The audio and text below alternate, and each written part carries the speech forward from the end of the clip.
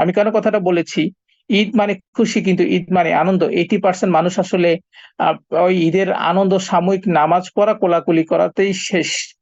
75%, 80% মানুষ হ্যাপিনেস থাকে। 100 জনের মধ্যে দেখবেন যে 10 জন মানুষ রিয়েল হ্যাপি বা 15 জন, বাকি 85 জন মানুষ রিয়েল হ্যাপিনেস এর মধ্যে নাই।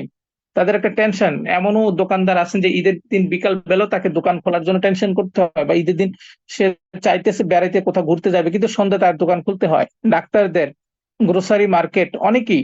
আপনি বিষয়টা খেয়াল করার চেষ্টা করেন, কোথায় তাদের স্বাধীনতা, কোথায় তাদের হ্যাপিনেস?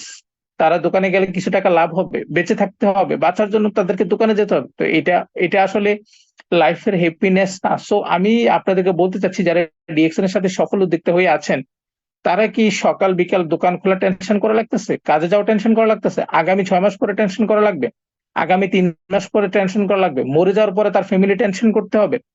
তো সিস্টেমের পাওয়ার আছে, যদি সিস্টেমের পাওয়ারটা যদি কাজে না লাগাইতে পারেন, এটা আপনার ব্যর্থতা।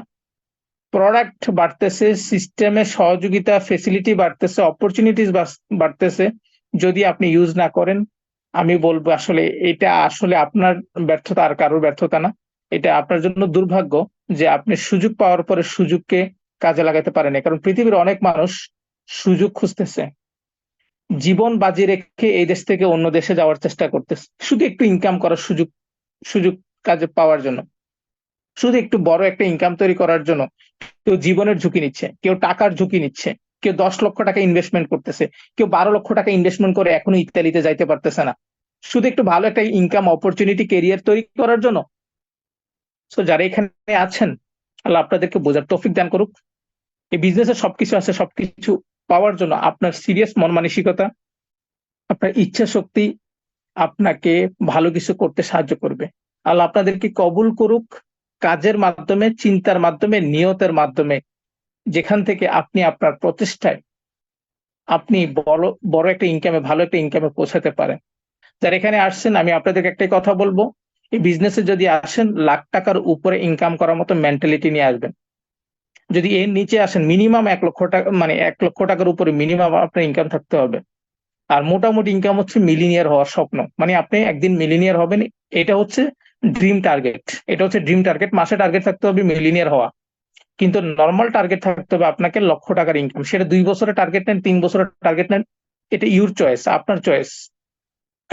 আপনাকে 2 থেকে 4 বছর টার্গেট নিয়ে আপনি এখানে আসেন, কিন্তু আপনার ইনকাম মিনিমাম লেভেল সেটা যেন থাকে, সেই মন মানসিকতা নিয়ে আপনি এখানে আসবেন। যদি আপনার মন মানসিকতা ঠিক থাকে আর কাজের প্রচেষ্টা যদি সৎভাবে থাকে, ইনশাল্লাহ আপনি অবশ্যই সফল হবেন। রাস্তায় নামলে রাস্তা দেখা যায়, একটার পর আরেকটা রাস্তা খুঁজে পাওয়া যায়। আপনি ঢাকা চিনেন না, কুমিল্লা থেকে, নোয়াখালী থেকে আপনি বের হন, ঢাকাতে চিনেন না, দেখবেন যে মানুষকে, মানুষ আপনাকে পথ দেখাই দিবে, আপনার ইচ্ছা শক্তি আপনাকে গন্তব্যে পৌঁছে দিবে। তো কোনো কিছু ইম্পসিবল না, যদি মন থেকে আপনি খোঁজার চেষ্টা করেন, পাওয়ার চেষ্টা করেন। থাকতে হবে নিজের খোঁজার ইচ্ছা শক্তি, পাওয়ার ইচ্ছা শক্তি, এটা আপনাকে পেতে সাহায্য করবে।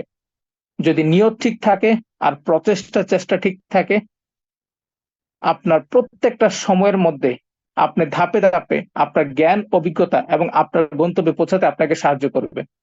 সবার প্রতি দোয়া এবং শুভকামনা রইল। আগামীটা যেন আপনার খুশির হয়, আগামীটা যেন আপনার আনন্দের হয়, আপনার চেকের মধ্যে যেন 6 ডিজিটের ইনকামটা লেখা থাকে। টার্গেট করেন এবং এটাকে ক্রিয়েট করার চেষ্টা করেন। ধন্যবাদ। Good morning, good morning direction.